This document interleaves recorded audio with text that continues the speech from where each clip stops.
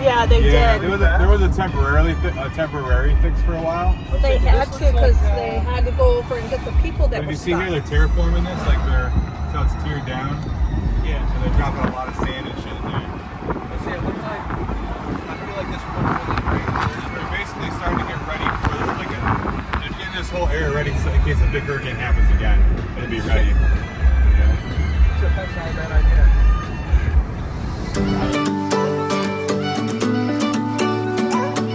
Made it to one of our favorite places to eat here on Captiva, the Mucky Duck.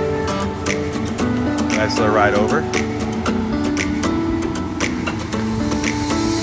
There's Katrina in the Cybertruck, Zach and Jake just chilling.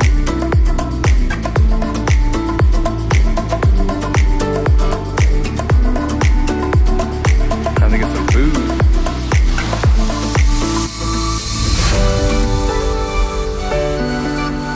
Captiva Island, beautiful beaches. Up there is Mucky Duck.